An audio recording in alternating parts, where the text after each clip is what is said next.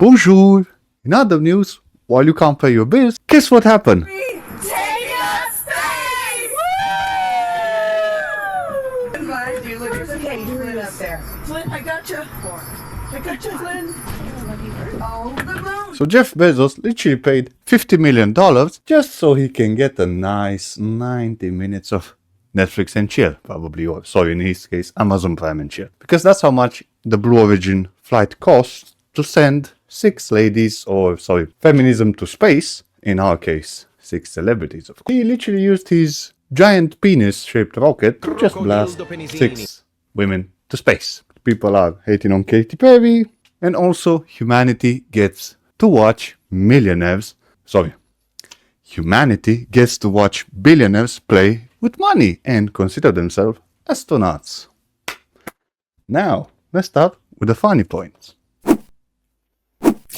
Katy Perry, which was one of the 6 members of the flight, spent 11 minutes, and this trip from the bottom all the way to the top cost her a couple of CO2 emissions. So apparently she burned through, Taylor Swift's Eras tour, yeah? Well, Katy Perry did more damage to the environment than that 11 minutes. So you tell me now. The hell cares? Also, could you imagine those 2 astronauts that got stuck orbiting around for 8 months? Imagine when they get there and see Katy Perry kissing the ground like she got off some Boeing flight or whatnot. And they're looking there like, no, really, Katy Perry? 11 minutes?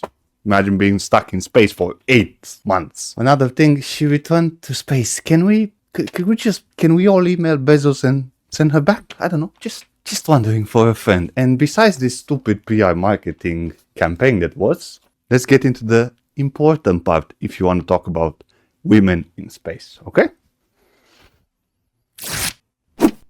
So, besides this PR stunt, because that's nothing more than it is, and tax money that's going, it doesn't matter. The all-female flight, which was Valentina Tereshkova in 1963, which was in Soviet Russia, that was all-female crew in space. That was done in 1963. Now, don't listen to these stupid PR campaigns, because when she came from space, and she orbited space around 48 times to be more specific, not just 11 minutes as a passenger, okay? That's an all-female, and heads down again to her and that all-female crew back in 1963, because they didn't receive red carpets, they didn't receive special treatment, they just got needles, and back in the day communism and their bodies done, anyway, mental things that they did back in the day. But that's the whole point. So if you want to push feminism down the throat, don't let this cover what women have achieved, okay? Because they've done a lot of progress. It's just that it's not so televised, because it's not Jeffrey Bezos over there.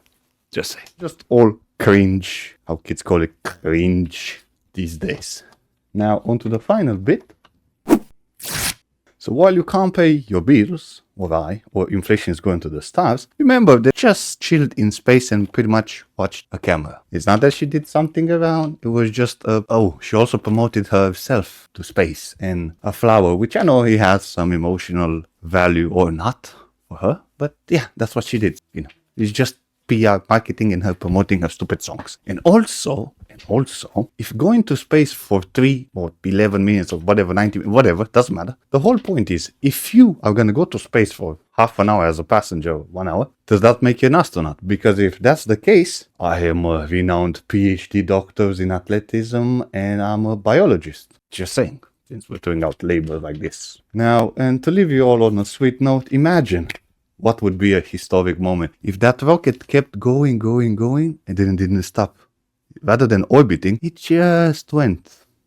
It kept going. That would be an historic moment, don't you think? Adios.